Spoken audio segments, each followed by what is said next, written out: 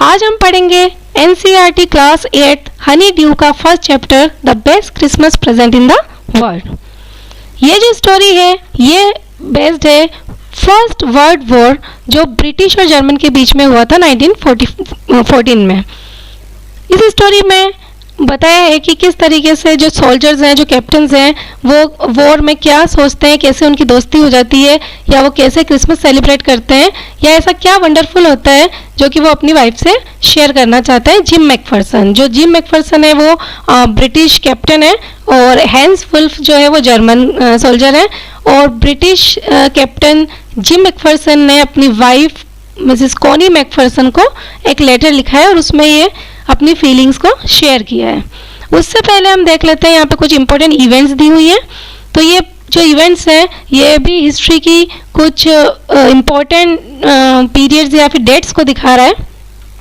4 जुलाई 1776 को American declaration of independence हुआ था, अमेरिका में इंडिपेंडेंस का डिक्लेरेशन।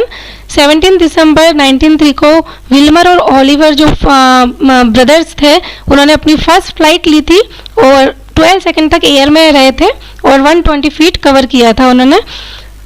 6 अगस्त 1945 को हिरोशिमा डे भी बोलते हैं।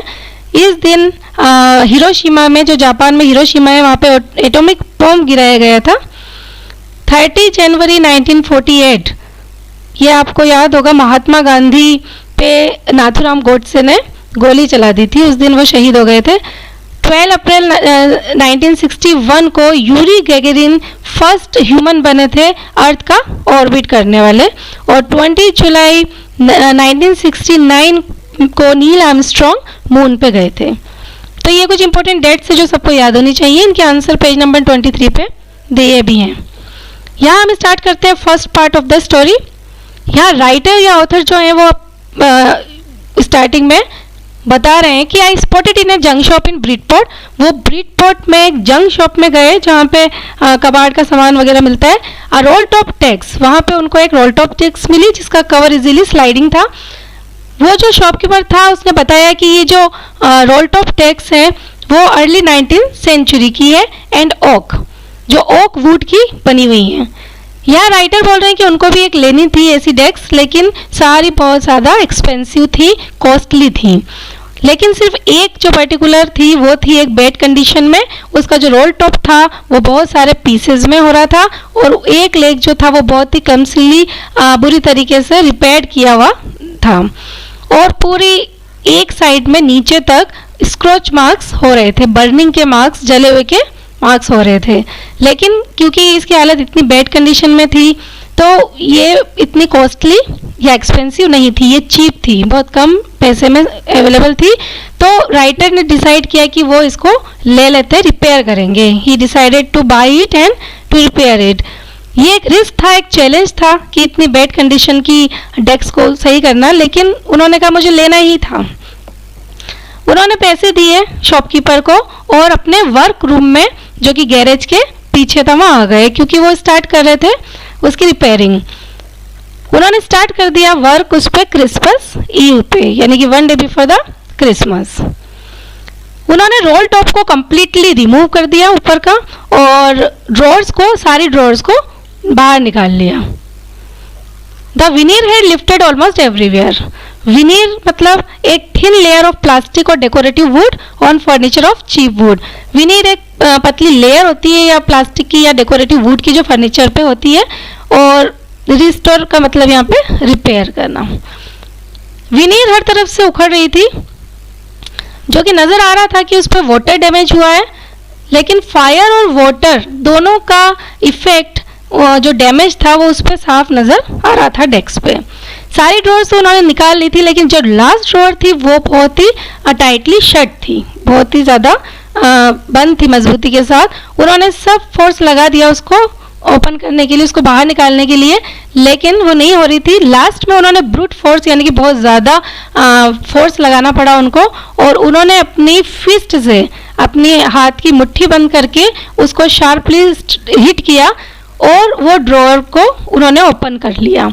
उस ड्रॉअर में एक शैलो स्पेस था, उसके नीचे एक सीक्रेट ड्रॉअर जैसी थी वो, वहाँ पे कुछ रखा हुआ था, there was something in there. उन्होंने देखा कि एक सीक्रेट ड्रॉअर में एक स्मॉल ब्लैक टिन बॉक्स रखा हुआ है और उसके ऊपर सेलो टेप से वो अच्छी तरीके से बंद है और टॉप पे जो उसके टॉप पे एक लाइन नोट पेपर था जिसपे something was written in a shaky handwriting. Shaky मतलब ट्रेमलिंग सी, हिलती हुई सी हैंड राइटिंग में उस पर कुछ लिखा हुआ था। क्या लिखा हुआ था देखिए, जिम्स लास्ट लेटर रिसीव्ड जनवरी 25, 1915। उस लेटर पे ये लिखा हुआ था कि ये जिम का लास्ट लेटर है जो कि 25 जनवरी 1915 को रिसीव हुआ था।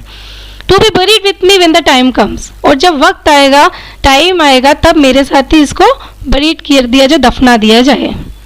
आई knew as I did it that it was wrong of me to open the box. अब यहाँ पे ह्यूमन क्यूरियोसिटी होती है कि इसको खोल के देखें इसमें क्या है, जबकि ये राइटर ये जानता था कि ये अच्छी बात नहीं है, लेकिन क्यूरियोसिटी बहुत ज़्यादा थी, उसकी वजह से जो उसकी हेजिटेशन थी उसको ख़त्म कर दिया। स्क्रैपल्स मतलब feeling that make you hesitate to do something wrong. जब हम कुछ गलत करते हैं तो कुछ हेजिटेशन होता है, लेकिन क्यूरियोसिटी उस पर ज़्यादा थी उनमें। तो उन्होंने क्यूरियसली उसको बॉक्स को खोला। देयर वॉज एन एनवेलप, उसमें एक एनवेलप था। द एड्रेस रीड, एड्रेस लिखा हुआ था Mrs gym McPherson, 12 copper beaches, Bridport, Dorset. ये एड्रेस उस पर लिखा हुआ था। राइटर ने उस लेटर को लिया और अनफोल्ड किया, उसको ओपन किया, और ओपन करने के बाद उन्होंने देखा कि पेंसिल में लिखा हुआ लेटर है और उसके ऊपर डेट भी लिखी हुई है कि कब का लिखा हुआ था, तो दिसंबर 26, 1914। तो ये लेटर लिखा था मिस्टर जिम मैकफरसन, जो एक ब्रिटिश कैप्टन थे। उन्होंने अपनी वाइफ मिसेस जिम मैकफरसन को 26 दिसंबर 1914 को वो लेटर लिखा था, और जो रिसीव हुआ वो लेटर वो 25 जनवरी 1915 को रिसीव किया उनकी वाइफ ने। और ये उनकी वाइफ ने ही उस पर लिख के लेटर के ऊपर ये लगाया था कि ये लेटर इस तारीख को रिसीव हुआ है और उसको भी मेरे साथ ही दफना दिया जाए जब टाइम आए। तब आगे क्या हुआ हम नेक्स्ट वीडियो में देखेंगे। होप यहाँ तक आपको समझ में आ गया होगा।